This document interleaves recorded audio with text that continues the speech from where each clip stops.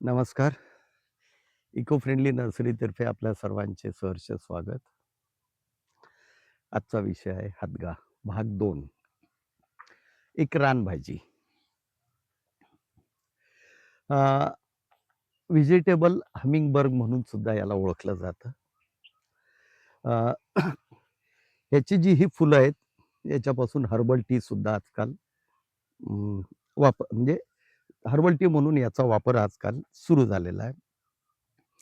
याची पाने, फुले आणि शेंगा या तिघांचा आज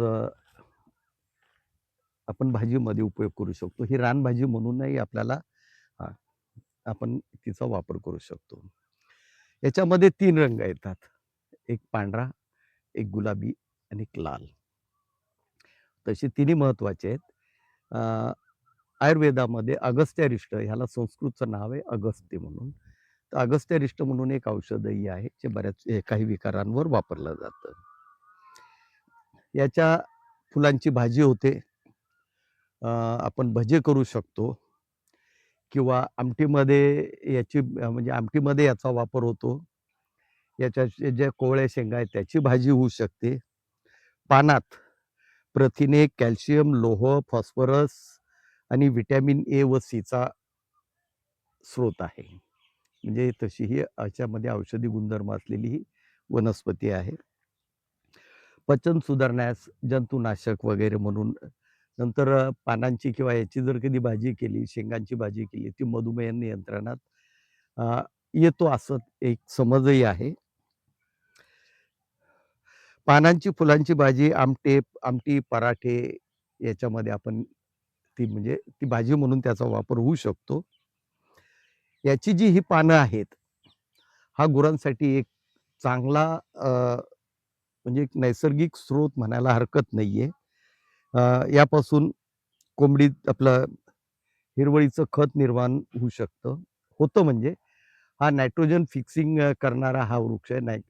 नायट्रोजन जो आहे याच्यामध्ये आपला जमिनीचा पोत सुधारणं, नायट्रोजन फिक्सेशनसाठी सुद्धा याचं हिरवळीचं खत म्हणून आपण वापर करू शकतो. गुरांना जर कधी आपण याचे कुरा म्हणा, कोंबड्या किंवा बकऱ्या यांना जर कधी याचा चारा म्हणून दिला, तर याच्यामध्ये बरेचसे म्हणजे कॅल्शियम, लोह वगैरे त्यांना लागणारी जी आहेत, ती घटक भरपूर आहेत. त्याच्यामध्ये आपण त्याचा एक वापर करू शकतो. शेंगेत कार्बोहायड्रेट 5 ते 10%, प्रथिने 2.5%, व्हिटॅमिन सी व ए आहे. हा नॅचरल सोर्स आहे. त्याच्यामध्ये calcium, phosphorus, iron, potassium, magnesium हे सुद्धा आढळत आहेत. त्यामुळे हे जो आपण जे सिंथेटिक किंवा टॅबलेट्स वगैरे जे घेतो कॅल्शियम वगैरेच्या किंवा याच्या गरज पडल्यानंतर आपल्याला जी डिफिशियन्सी जाणवते त्यासाठी, तर त्यासाठी आपण रेग्युलर आहारामध्ये ही भाजी वापरू शकतो. आणि हे एकदा झाड लावल्यानंतर ही बरीच काळ तुम्हाला आपल्याला ही फुलं देत राहतात. फुलानंतर शेंगा येतात. त्या कोवळ्या शेंगांची आपण भाजी करू शकतो. कोवळ्या शेंगाचं लोणचंही चांगलं होतं. त्या लोणच्यातही त्याचा वापर होतो. फुलांमध्ये अँटीऑक्सिडंट आहेत. फिनॅलिक संयुगे, सोफॅनिन्स, टॅनिन्स आणि थोड्या प्रमाणात अल्कलाइड्स सुद्धा आहेत ह्याच्यामध्ये. आता रंगद्रव्य म्हणून जो त्याच्यातला जो एक प्रकार आहे, हा नॅचरल रंगद्रव्य लाल फुलांमध्ये जास्त प्रमाणात आढळतो. जीवनसत्व आहे सी, ए आणि बी कॉम्प्लेक्स. खनिजाच्या आता आपण सांगितलंच आहे, की याच्यामध्ये बऱ्यापैकी खनिज आहेत. त्यामुळे याचा एक रानभाजी म्हणून आपण उपयोग करू शकतो. पुढच्या एका व्हिडिओमध्ये आपण वेगवेगळ्या प्रकारच्या भाज्या किंवा पराठे किंवा त्याचे पकोडे वगैरे जे आहेत तेही करणार आहोत. पानांची भाजी करणार आहोत किंवा आमटीमध्ये पानांचा कसा वापर करायचा तेही शिकणार आहोत. तर ही अशी एक रानभाजी आहे, की जी आपल्याला आता सगळ्यात महत्त्वाचा विषय असा, की आपल्याला नॅचरल सोर्समध्ये आज आपल्याला काय मिळतंय? आता जे आपण मीडियामध्ये ऐकतोय, दूध, पनीर वगैरे जे काही आहे, त्यापेक्षा मग हा नॅचरल सोर्स काय वाईट आहे?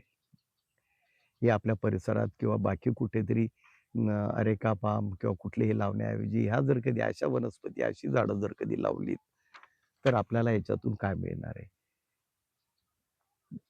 100% ऑर्गेनिक म्हणून आपण याचा वापर करू शकतो. याच्यावर अतिशय कमी कीड येतं आणि एकदा लावल्यानंतर वर्षानुवर्ष यापासून आपल्याला फुलं, पानं, शेंगा मिळू शकतात.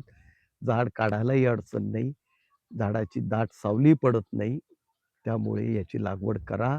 याची रानभाजी म्हणून नाही, याची रेग्युलर आहारात भाजी म्हणून याचा वापर करा. चॅनलला लाईक करा, सबस्क्राईब करा. मित्रमंडळीमध्ये अवेअरनेस द्या हा, की आपण काय करू शकतो आणि आपल्याकडे निसर्गाने काय-काय दिलेलं आहे, की ज्याचा आपण उपयोग करत नाहीये. मग हे काय, हे कशावरून? त्यापेक्षा स्वतः अभ्यास करा आणि याचा वापर करा.